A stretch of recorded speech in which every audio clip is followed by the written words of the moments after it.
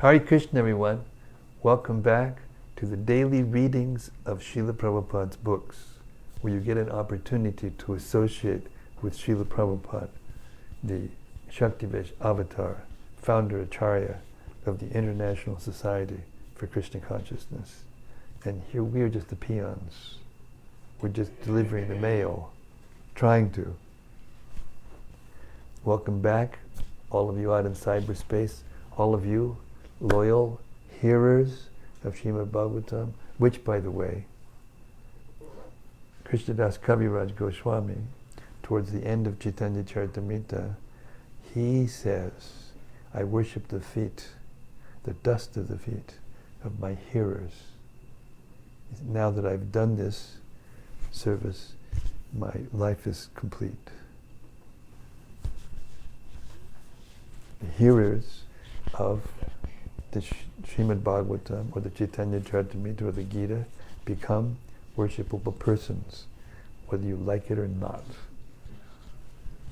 Better you don't. Hare Krishna. Okay, let's hear. I'm going to speak a little softly tonight because I'm trying to conserve my voice so that I'll be fit in the morning. Okay. Srimad-Bhagavata Mahima Stotram, Srila Sanatana Goswami Prabhupada's glorification of the Srimad-Bhagavatam. And it goes like this. Sarva Shastabdipi Yusha Sarva Vedaika Satpala Sarva Siddhanta Ratnaja Sarva Lokaika Drikprada. O nectar from the ocean of all scriptures, singular fruit of all the Vedas, rich mine of the precious gems of all conclusive truths. You are the only giver to all the worlds. Sarva Bhagavata Prana Srimad Bhagavata Prabhu Kalidwan Doditaditya Shri Krishna Parivartita. O life air of all the Supreme Lord's devotees, O Master Srimad Bhagavatam, you are the sun risen in the darkness of Kali. You are the exact image of Sri Krishna. Paramananda Pataya Prema Varshaksharayate Sarvada Sarvasevyaya Sri Krishnaya Namostume. I bow down to you, who are supremely blissful to read. Your every syllable pours down a flood of prema. You can always be served by everyone. You are Sri Krishna himself. Madhika Bando Matsangin Madguro Man Mahadana Mannistabhika Madbhagya Mad Ananda Namostute. My only friend, my constant companion, my spiritual master, my great wealth, my savior, my good fortune, my source of ecstasy, I bow down to you. Asadu saduta dayin atinityo chatakara hanamunchikadachin mam premna rit kantayospura. O bestower of saintliness to the unsaintly, O most fallen, please never leave me. Always appear in my heart and my voice with pure love. Om Namo Bhagavate Vasudevaya. Om Namo Bhagavate Vasudevaya. Om Namo Bhagavate Vasudevaya. Om Namo Bhagavate Vasudevaya. Om Namo Bhagavate Vasudevaya. So we've reached the 23rd chapter, the 23rd verse, of the 19th chapter of Srimad-Bhagavatam. This is a very interesting chapter. We're right in the middle of a pastime in which Prthu Maharaj is conducting his 100th horse sacrifice. These sacrifices were like huge. They were like, Olympic times in steroids, 1,000, 100,000 times. People the kings from all over the world, not just the entertaining people that wanted to be entertained and stuff like that, but kings and great sages and saintly persons from all over the world, and also everyone came to participate in these big yajnas.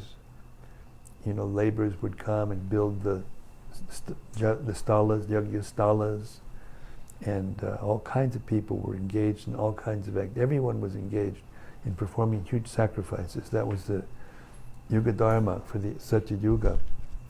And so Indra's a king of heaven, so he's very highly placed. He's actually a great devotee of Krishna.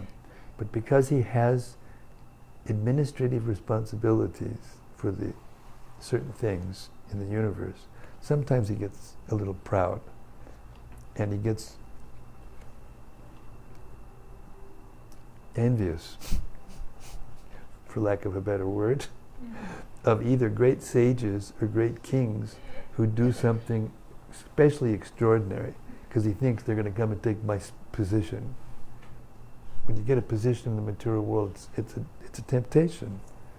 It's a temptation. So he goes down and he creates some distraction, and he steals the horse.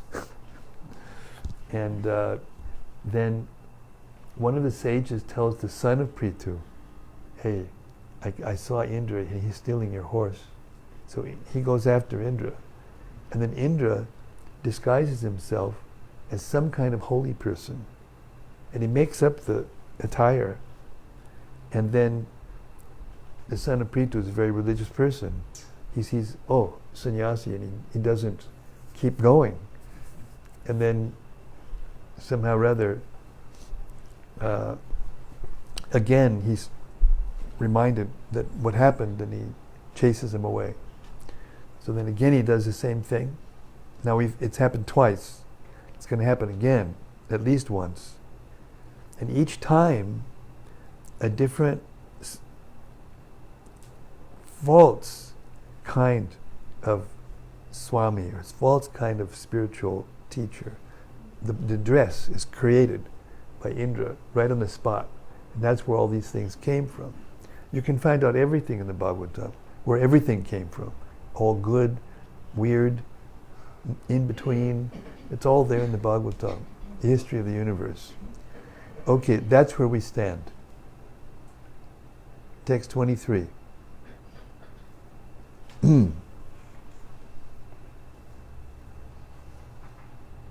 Don't mind before I start. I've got to hydrate my throat.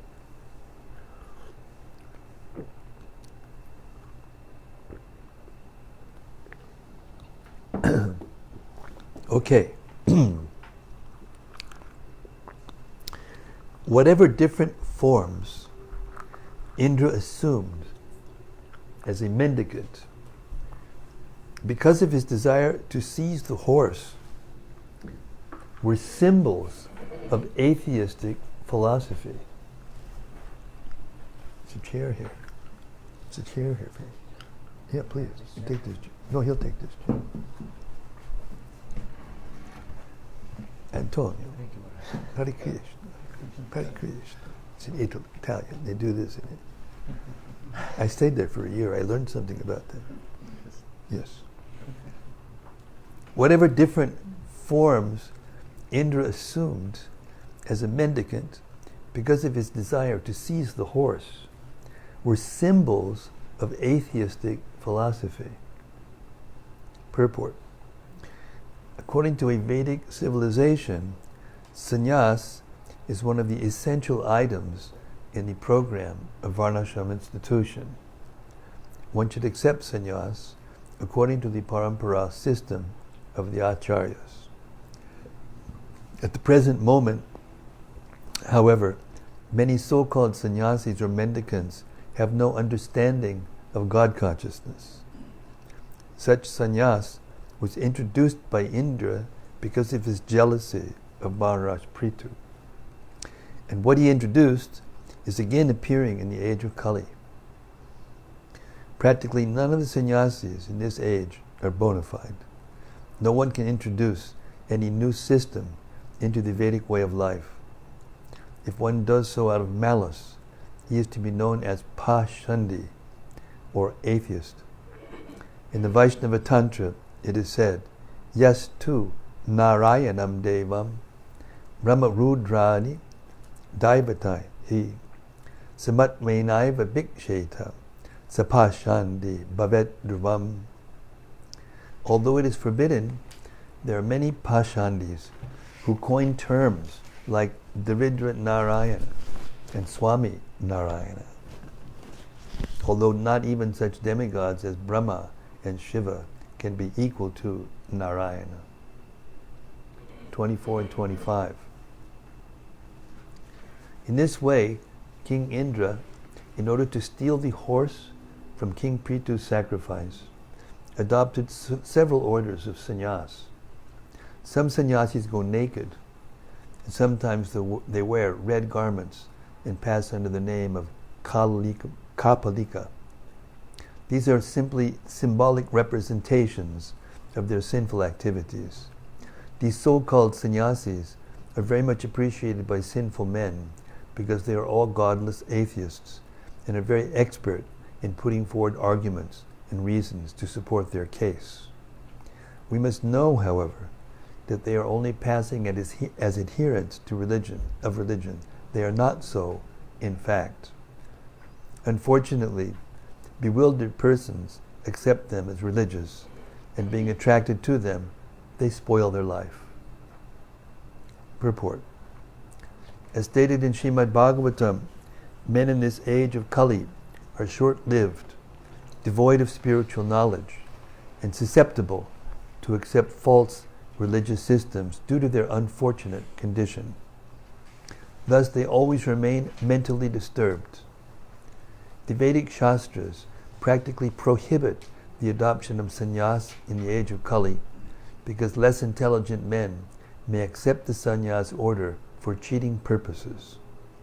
Actually, the only religion is the religion of surrender under the Supreme Personality of Godhead.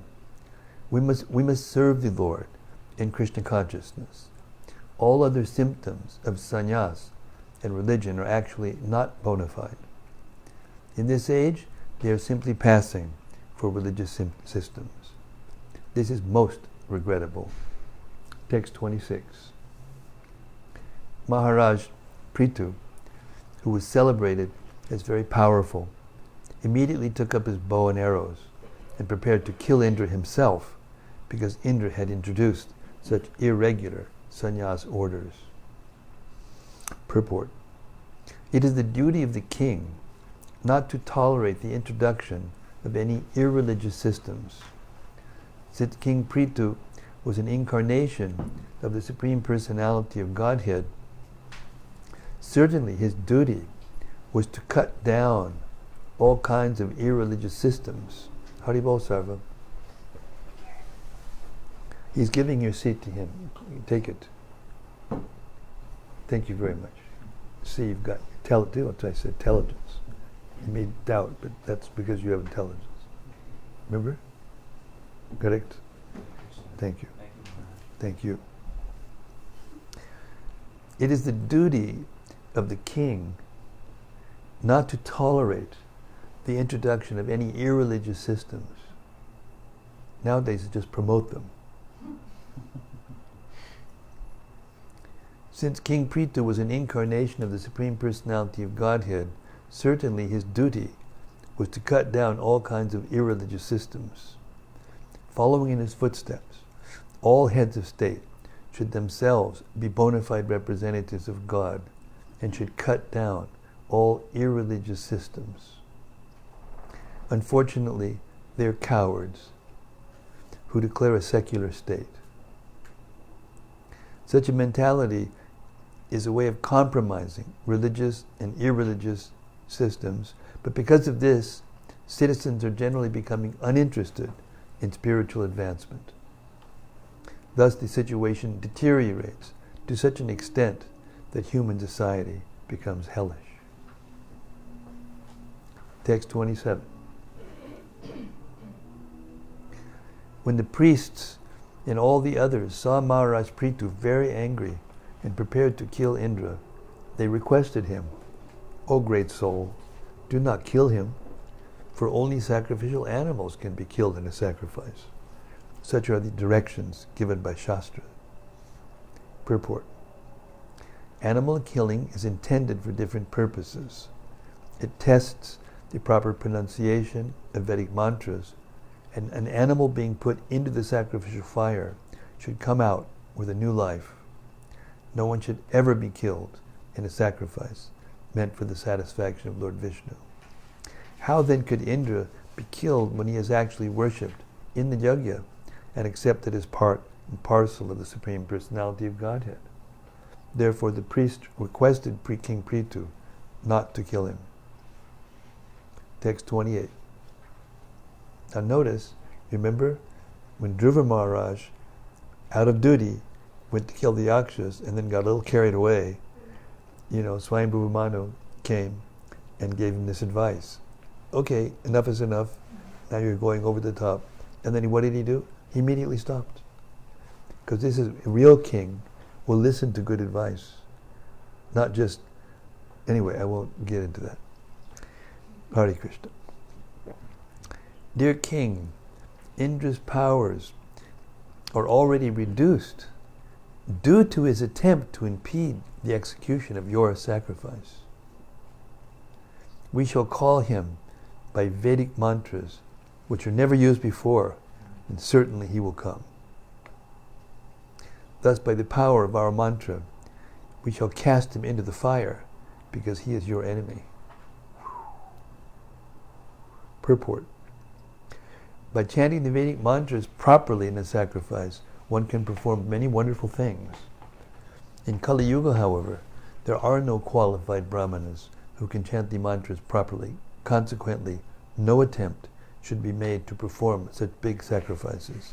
In this age, the only sacrifice recommended is the Sankirtan movement. Text 29. My dear Vidura, after giving the king this advice, the priests who had been engaged in performing the sacrifice called for Indra, the king of heaven, in a mood of great anger. When they were just ready to put the oblation on the fire, Lord Brahma appeared on the scene and forbade them to start the sacrifice. Brahma is the ultimate authority. Text 30. Lord Brahma addressed them thus: My dear sacrificial performers, you cannot kill Indra, the king of heaven. It is not your duty. You should know that Indra is as good as the Supreme Personality of Godhead. Indeed, he is one of the most powerful assistants of the Personality of Godhead. You are trying to satisfy all the demigods by performance of this yajna, but you should know that all these demigods are but parts and parcels of Indra, the king of heaven. How then can you kill him in this great sacrifice? In order to make trouble and impede the performance of King Prithu's great sacrifice, King Indra has adopted some means that in the future will destroy the clear path of religious life. I draw your attention to this fact. If you oppose him any further, he will further misuse his power and introduce many other irreligious systems. Damage control. Text 32. Let there be only 99 sacrificial performances for Maharaj Prthu. Lord Brahma concluded. Lord Brahma then turned towards Maharaj Prthu and informed him that since he was thoroughly aware of the path of liberation, what was the use in performing more sacrifices? Purport. Lord Brahma came down to pacify King Indra regarding his continual performance of 100 sacrifices. King Prthu was determined to perform 100 sacrifices, and King Indra took this very seriously because Indra himself was known as the performer of 100 sacrifices. Just as it is the nature of all living entities within this material world to become envious of their competitors, King Indra, although king of heaven, was also envious of King Prthu, and therefore wanted to stop him from performing 100 sacrifices. Actually, there was great competition, and King Indra, to satisfy his senses, began to invent so many irreligious systems to obstruct King Prthu. To stop these irreligious inventions, Lord Brahma personally appeared in the sacrificial arena. As far as Maharaj Prthu was concerned, he was a great devotee of the Supreme Personality of Godhead.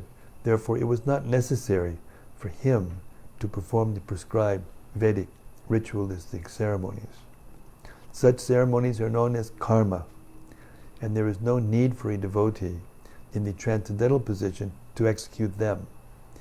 As the ideal king, however, it was King Prithu's duty to perform sacrifices. A compromise was therefore to be worked out.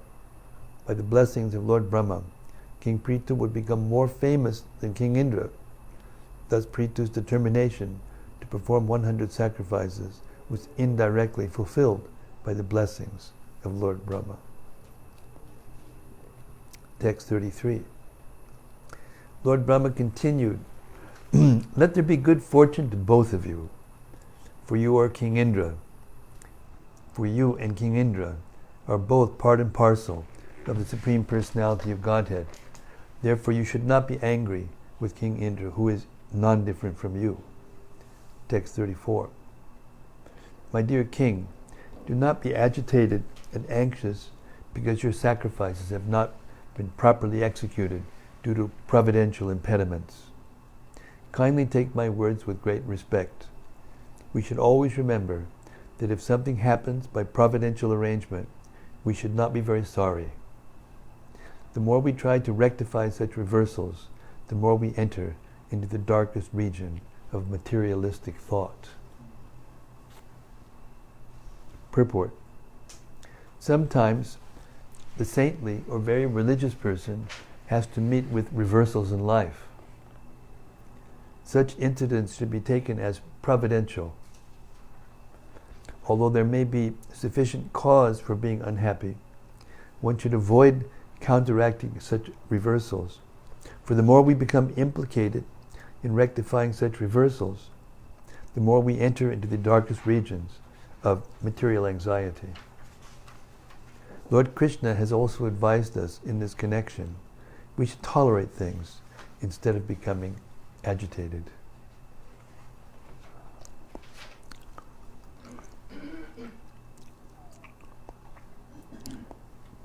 Lord Brahma continued, "Stop the performance of these sacrifices, for they have induced Indra to introduce so many irreligious aspects. You should know very well that even amongst the demigods there are many unwanted desires." Purport. There are many competitors in ordinary business affairs, and the Karma Kanda chapters of the Vedas sometimes cause competition and envy amongst karmis. A karmi must be envious because he wishes to enjoy material pleasures to their fullest extent. That is the material disease. Consequently, there is always competition amongst karmis, either in ordinary business affairs or in the performance of yajna. Lord Brahma's purpose was to end the competition between Lord Indra and Maharaj Prthu. Because Maharaj Prthu was a great devotee, an incarnation of God, he was requested to stop the sacrifices so that Indra might not further introduce irreligious systems, which are always followed by criminal-minded people. 36. Just see how Indra, the king of heaven, was creating a disturbance in the midst of the sacrifice by stealing the sacrificial horse. These attractive sinful activities he has introduced will be carried out by the people in general. Purport.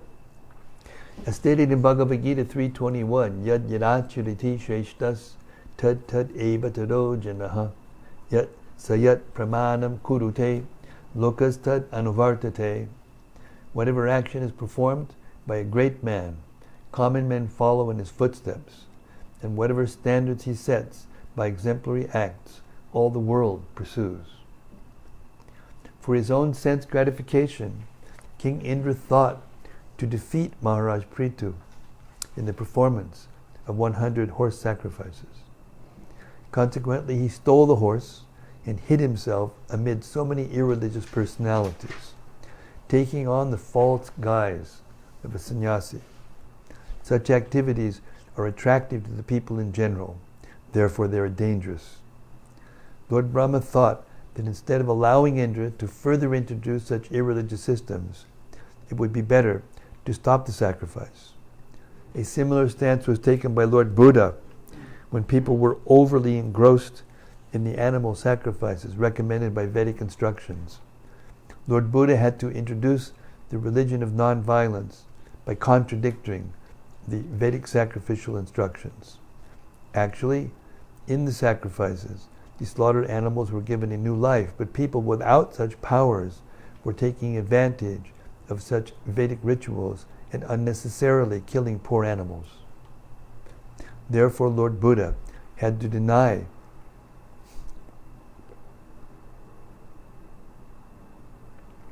the authority of the Vedas for the time being. One should not perform sacrifices that will produce adverse results. It is better to stop such sacrifices. There was a story recently where there was a mother bear, big one, with 4 cubs, and they were in a river, crossing the river, and the river swept the cubs away. And there was this man on the bank, and he, out of compassion, he jumped into the river and he saved those 4 cubs. And the mother cub came over to him and he thought he was finished. And she took him in her arms and embraced him like this. They got pictures. There's a video of it. It really happened. It's not just a joke. As we have repeatedly explained, due to a lack of qualified Brahminical priests in Kali Yuga, it is not possible to perform the ritualistic ceremonies recommended in the Vedas. Consequently, the Shastras instruct us to perform the Sankirtan Yajna. By the Sankirtan Yajna,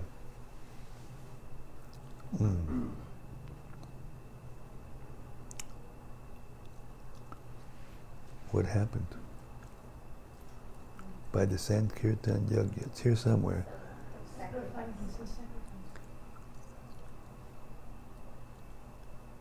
How did I get way down there?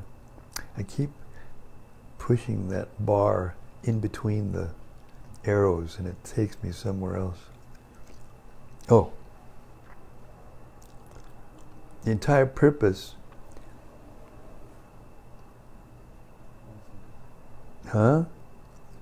by the Sankirtan sacrifice, the Supreme Personality of Godhead in his form of Lord Chaitanya will be satisfied and worshipped.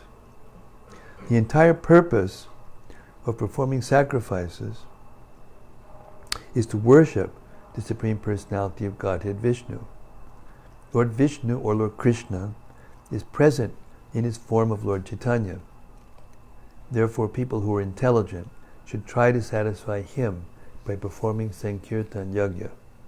This is the easiest way to satisfy Lord Vishnu in this age. People should take advantage of the injunctions in different Shastras concerning sacrifices in this age and not create unnecessary disturbances during the sinful age of Kali.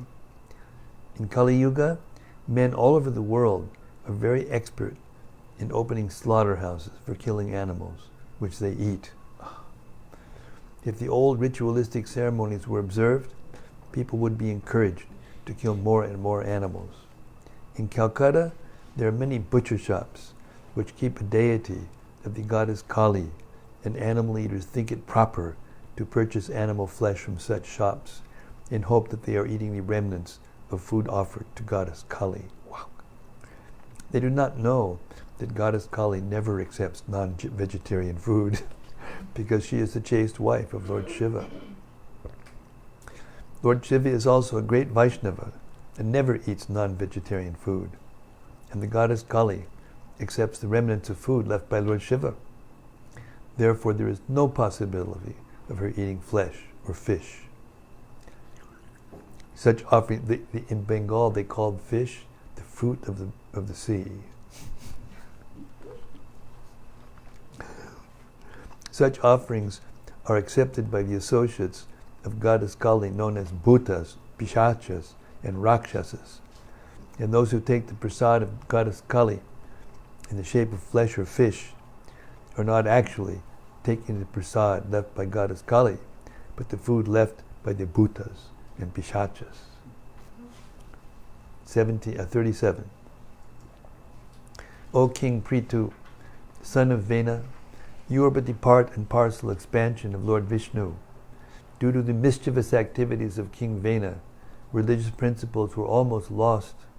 At that opportune moment, you descended as the incarnation of Lord Vishnu.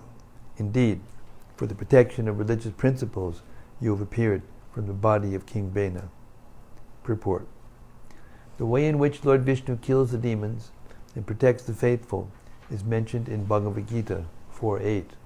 Paritranaya sadhunam vinashaya chadushkritam dharma sangstapanartaya sambhavami yuge yuge. In order to deliver the pious and to annihilate the miscreants, as well as to re-establish the principles of religion, I advent myself millennium after millennium. In two hands, Lord Vishnu always carries a club and a chakra to kill demons, and in his other two hands he holds a conch shell and a lotus to give protection to his devotees. When his incarnation is present on this planet or in this universe, the Lord kills the demons and protects his devotees simultaneously. Sometimes Lord Vishnu appears in his person as Lord Krishna or Lord Rama. All of these appearances are mentioned in the Shastras. Sometimes he appears as Shaktiavesh avatar, like Lord Buddha. As explained before, these Shaktiavesh avatars are incarnations of Vishnu's power invested in a living entity. Living entities are also part and parcel of Lord Vishnu, but they are not as powerful. Therefore, when a living entity descends as an incarnation of Vishnu, he is especially empowered by the Lord. When King Prthu is described as an incarnation of Lord Vishnu, it should be understood that he is a Shaktiavesh avatar, part and parcel of Lord Vishnu, and specifically empowered by him. Any living being acting as the incarnation of Lord Vishnu is thus empowered by Lord Vishnu to preach the bhakti cult. Such a person can act like Lord Vishnu and defeat demons by arguments and preach the bhakti cult exactly according to the principles of Shastra. As indicated in Bhagavad Gita, whenever we find someone extraordinary preaching the bhakti cult, we should know that he is especially empowered by Lord Vishnu or Lord Krishna. As confirmed in Chaitanya Charitamrita, Krishna Shakti Vina Nahi Tara Pravartan. One cannot explain the glories of the holy name of the Lord without being specifically empowered by him. If one criticizes or finds fault with such an empowered personality, one is to be considered an offender against Lord Vishnu and is punishable. Even though such offenders may dress as Vaishnavas with false tilak and mala, they are never forgiven by the Lord if they offend a pure Vaishnava. There are many instances of this in the Shastras. Text 38. O protector of the people in general, please consider the purpose. Hare Krishna Nitya Haribol. O protector of the people in general, please consider the purpose of your being incarnated by Lord Vishnu.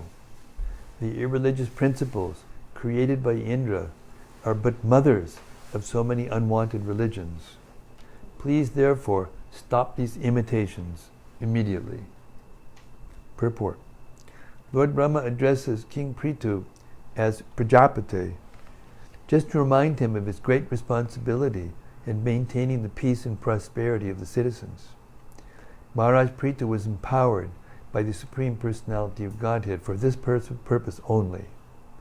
It is the duty of the ideal king to see that people are properly executing religious principles.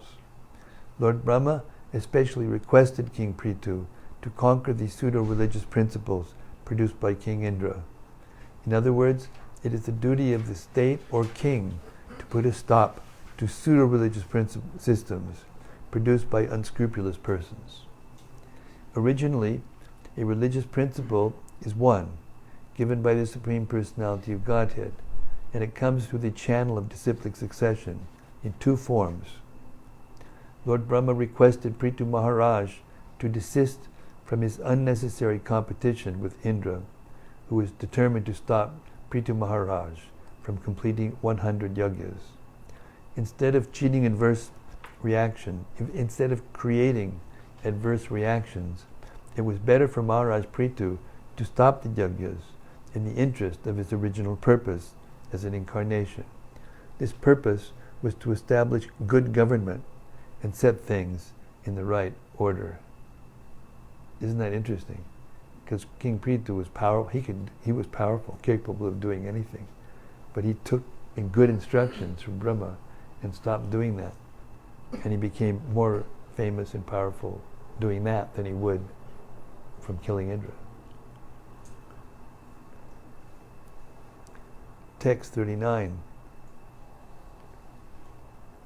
The great sage Maitreya continued, when King Prthu was thus advised by the Supreme Teacher, Lord Brahma, he abandoned his eagerness to perform yagyas and with great affection concluded peace with King Indra.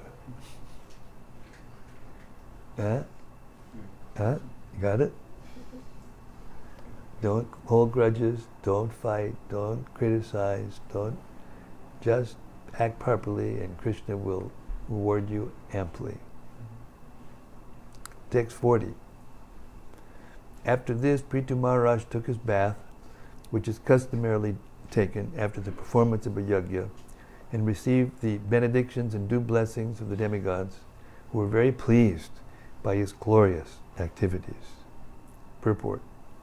Yajna means Lord Vishnu, for all yajna is meant to please the Supreme Personality of Godhead, Lord Vishnu. Since the demigods automatically become very pleased with the performance of sacrifice, they bestow benediction upon the executors of yajnas. When one pours water on the root of a tree, the branches, trunk, twigs, flowers, and leaves are all satisfied. Similarly, when one gives food to the stomach, all parts of the body are rejuvenated. In the same way, if one simply satisfies Lord Vishnu by the performance of yajna, one satisfies all the demigods automatically.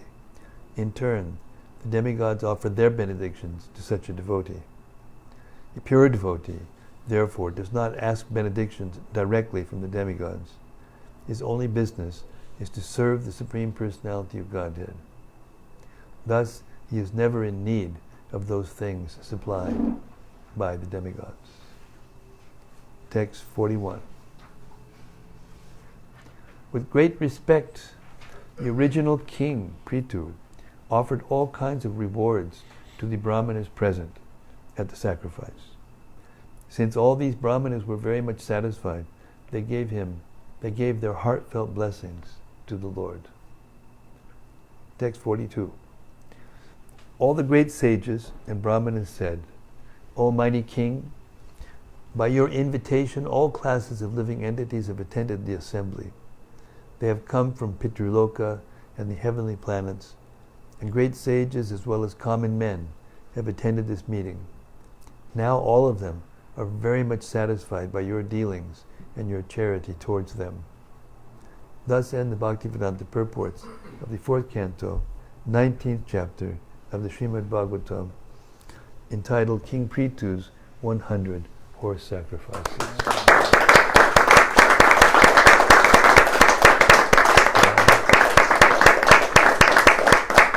Maharaj Prthu ki jai. All right, moving right on to the next act of the history of the universe. Text 20. Lord Vishnu's appearance in the sacrificial arena of Maharaj Prthu. Proof of the pudding. Proof of the following. Text 1. The great sage Maitreya continued. My dear Vidura, being very much satisfied by the performance of 99 horse sacrifices, the Supreme Personality of Godhead, Lord Vishnu, appeared on the scene. Accompanying him was King Indra. Lord Vishnu then began to speak. Lord Vishnu, the Supreme Personality of Godhead, said, "My dear King Prthu, Indra, the King of Heaven, has disturbed your execution of 100 sacrifices. Now he has come with me to be forgiven by you. Therefore, excuse him." Purport: this is proof that forgiveness is the supreme Brahma Tejas. It is the power. Tejas means power. The Brahminical power is greater than the Kshatriya power. Kshatriya, they protect with their arms, and the Brahmins protect with their sound. Purport: in this verse, the Atmanam, the word Atmanam, is very significant. It is custom among yogis and jnanis to address one another, or even an ordinary man, as oneself. For a transcendentalist never accepts a living being to be the body. Since the individual self is part and parcel of the Supreme Personality of Godhead, the self and the super self are qualitatively non-different. As the next verse will explain, the body is only a superficial covering, and consequently, an advanced transcendentalist will not make a distinction between oneself and another. Text 3. O King, one who is advanced in intelligence and eager to perform well for activities for others is considered best among human beings. An advanced human being is never malicious to others. Those with advanced intelligence are always conscious that this material body is different from the soul. Purport: in daily life we find that when a madman commits murder, he is excused even by a high court judge. The idea is that a living entity is always pure because he is part and parcel of the Supreme Personality of Godhead. When he falls into the clutches of material energy, he becomes a victim of the three modes of material nature. Indeed, whatever he does under the influence of material nature. As stated in Bhagavad Gita 5:14, Nakartvitvam nakarmani lokasya srijati prabhuhu nakarma palasamyogam sobhavastu pravartate. The embodied spirit, master of the city of his body, does not create activities, nor does he induce people to act, nor does he create the fruits of action. All this is enacted by the modes of material nature. Actually, the living entity or soul does not do anything. Everything is done by the influence of the modes of material nature. When a man is diseased, the symptoms of the disease become a source of all kinds of pain. Those who are advanced in transcendental consciousness or Krishna consciousness are never envious, neither of the soul nor of the activities of the soul under the influence of material nature. Advanced transcendentalists are called Suddhiyat. Suddhi means intelligence, and Suddhi means highly advanced, and Suddhi means devotee. One who is both devoted and highly advanced in intelligence does not take action against the soul or the body. If there is any discrepancy, he forgives. It is said that forgiveness is a quality of those who are advancing in spiritual knowledge. I'll pause for a moment to let that sink in. Not only that, I'll read it again. One who was both devoted and highly advanced in intelligence does not take action against the soul or the body. If there is any discrepancy, he forgives. It is said that forgiveness is a quality of those who are advancing in spiritual knowledge. Text 4. So, to study the Srimad-Bhagavatam does not mean just to acquire knowledge, to information, content, to know a lot of things. It's meant to assimilate, to take into our own character and improve in our character, to purify our bodies and minds and our character so that we can actually perceive the soul. Pratyaksha vagamam dharmyam susukam kartamavya. Then we can enjoy. Without being able to see the soul and see the super soul within the heart of everyone. Not that we see some, little, cartoon characters in the heart of everyone from here, but we know that they're there through this knowledge, and we practice acting like they're there. And if we do that, then we can forgive anyone for having done anything. And when we are there, then we're free. Then we become free from the influence of the material nature by forgiving. Knowing that just the modes of nature, we're here in the material world, and the soul is being tossed around by the waves of material nature. But the soul is actually passive when it's in material nature. And the modes of nature are acting according to the desire of the soul to enjoy the material world. Text 4. If a personality like you, who are so much advanced because of executing the instructions of the previous acharyas, is carried away by the influence of my material energy, then all your advancement can be considered simply a waste of time. Purport. In this verse, the word vriddha sevaya is very significant. Vriddha means old. Sevaya means by service. Perfect knowledge is acquired from the acharyas or liberated souls. No one can be perfect in knowledge without being trained by the parampara system. Prthu Maharaj was completely trained in that line. Therefore, he did not deserve to be considered an ordinary man. An ordinary man who has only a conception of bodily existence is always bewildered by the modes of material nature. And I will stop here. Hare Krishna. Prthu Maharaj ki jai. Lord Brahma ki jai. King Indra ki jai. Gaur Premanand. Okay, so let's have some reflections. Any point of reading that's stuck in your mind? Yes. Dr. Matthew.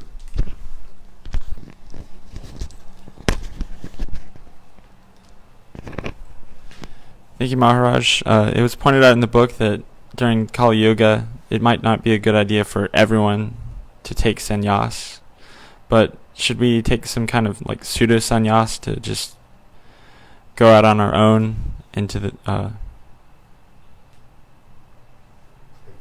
kind of not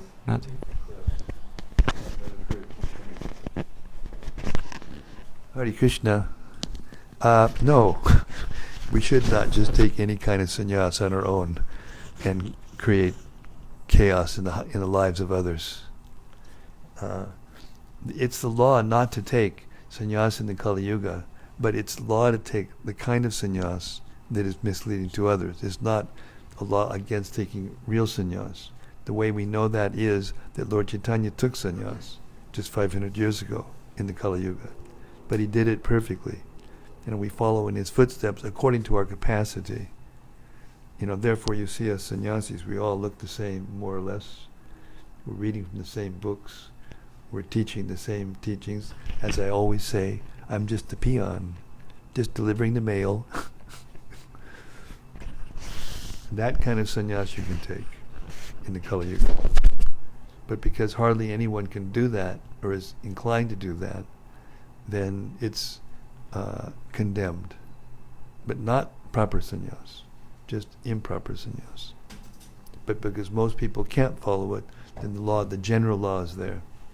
But even Bhaktisiddhanta Saraswati Thakur, he took sannyas. Our Srila Prabhupada took sannyas. So to say that you can't take sannyas, or that everyone that takes sannyas is a pseudo sannyasi, is an offense against those that are actually qualified. So if you want to take sannyas, become qualified. And what is the qualification? 18th chapter of the Gita. You know? Beginning of the 18th chapter of the Gita, Arjuna asks, what is sannyas and what is renunciation? Do you remember what Krishna said? Anybody?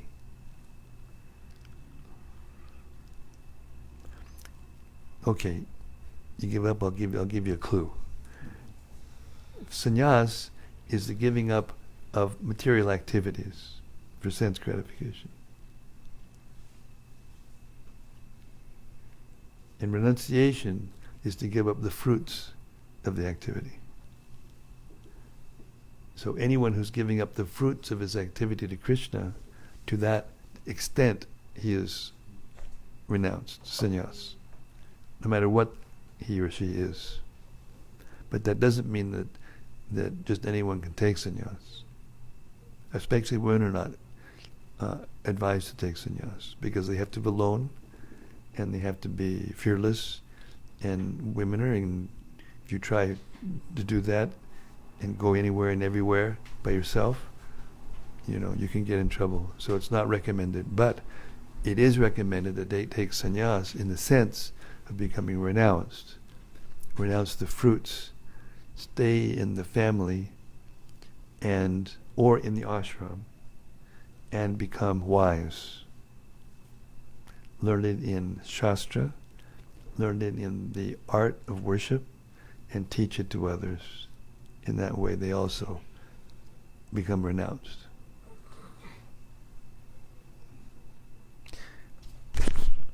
Is that clear? Hare Krishna. I have a question about the prayer we say. You have a question about the prayer we say? Well, we say a lot of prayers. What prayer is that? The one we read, Srila Sanatana Goswami's glorification of the Bhagavatam. Oh, yeah. My question is Srila Sanatana Goswami an eternal consort of Srimati Radharani? The reason I ask is because I noticed in his glorification of the Srimad-Bhagavatam that he said you can always be served by everyone, and that made me remember Radharani and how she sees everyone as a devotee but herself, and Srila Sanatana Goswami seems to be a follower. Well, yeah, it's true that he is, in his spiritual form, one of his spiritual forms. He is a eternal servant of Radharani, Vilas Manjari. But in his eternal spiritual form as Sanatana Goswami, he is an eternal servant of Lord Chaitanya. In Goloka Vrindavan, there's a place where Lord Chaitanya has his eternal pastimes, and the forms of his eternal associates are there. And Sanatana Goswami is there in the Kirtan party of Lord Chaitanya. When Prabhupada first instructed the devotees to illustrate the Chaitanya Charitamrita, the first painting he commissioned had the Krishna's rasa dance on the top half of the canvas and Lord Chaitanya's Sankirtan party on the bottom half of the canvas. So yes and no. In Krishna Leela, Krishna is in the center as the enjoyer, and all the gopis and cowherd boys and the community of Vaishnavas in Braj, of which there are billions and trillions and who knows how many, are all engaged in serving Radha and Krishna and helping them to enjoy. And because that's their constitutional position, they enjoy even more. But Lord Chaitanya, he is in the position of the enjoyed, helping to serve Radha and Krishna and the other living beings to enjoy. So you can't put Lord Chaitanya in the position of Krishna, in the position of the enjoyer. The sahajas, there's a group of sahajas, which means cheap followers. And they put Lord Chaitanya in the center of the rasa dance and then dance around them as gopis. Because they're mixing the two. So you can't mix them like that. You can't say that because Sanatana Goswami is a servant of Radharani, therefore, because he has a different role when he's serving Lord Chaitanya than he does when he's serving Radha and Krishna in Braj. This is a little esoteric and not so easy to understand. If you become pure enough, and if your desire is strong enough, you too can have a body, two bodies, one in Lord Chaitanya's pastimes eternally, and one in Lord Krishna's pastimes eternally. That's the perfection.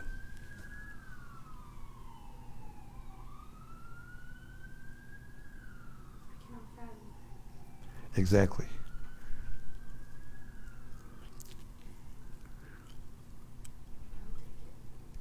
Exactly.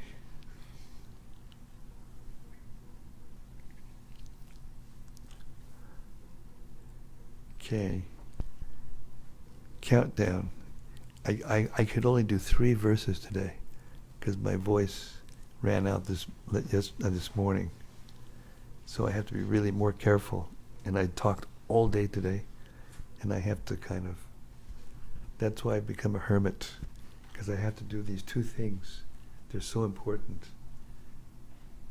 You should get a head start. Well, I'm counting down I am getting a head start if I get through at 7:45, because I'm usually out of here by 8 o'clock. But still, you got 6 minutes. Come on, you can do it. You can do it. You can do it. Anybody. Yes, Kalpataru, thank you.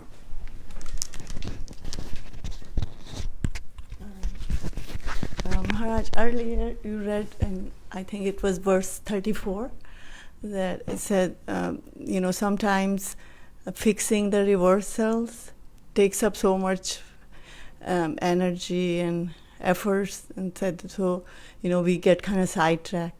We get, to fix, problem takes so when, at what extent we try to fix or we don't at all. Well, the point is that material problems don't have material solutions. The verse is that if you have a material problem and you try to fix it with a material solution, then the problem increases. And the combination of all the peoples in the world who are doing that is creating hell, literally. So the solution is spiritual. So you have a material problem, improve yourself spiritually, and your material problem will be solved. Somehow or other. You may not be able to conceive of how, but it is always solved. So if you just concentrate your energy on becoming purely Krishna conscious and continue your duties, don't stop your duties, continue your duties, and then everyone around you will become more congenial and problems will become less. Sometimes they're solved altogether, at least they're lessened. You have pains, the pains become reduced. You can't avoid it entirely. We're in the material world, we have a material body. That's the ultimate solution to problems. That doesn't mean we're foolish, and if we can do something to help, to go to a doctor if we're sick or whatever, take treatment or whatever, or associate with devotees, reveal our hearts and get some, love and, solace for our whatever it's going on. That helps. But it's spiritual solutions. The real solution is spiritual, because we don't know when we're going to leave this body, and all of those problems that we get wound up about and try to make different arrangements, build a bigger house, build a bigger wall, or whatever we're trying to do to solve a problem. It's just going to make more and more catastrophe. And there's always someone more powerful, and there's always something less powerful. Always. Therefore we see what happened. Maharaj Prthu, his son, they were going to kill Indra. That was a material way to solve the problem. And Brahma came and said, no, you can't do that because, and gave the philosophy and why, and spiritual. And then what happened? Brahma came himself. With who? Indra. And Indra was, please forgive me, I'm sorry, Indra. And then he forgave him, and the whole thing became solved. Spiritual solution to a material problem. The same principle applies to all of us at all times. Is that okay? Hare Krishna. Okay, that's it. Bewitching hour. Shri Prthu Maharaj ki jai. Lord Brahma ki jai. Lord Indra ki jai. Gaur Premanandi. Hari Hari Bol. I'll say it tomorrow night, same time, same station. Hare Krishna.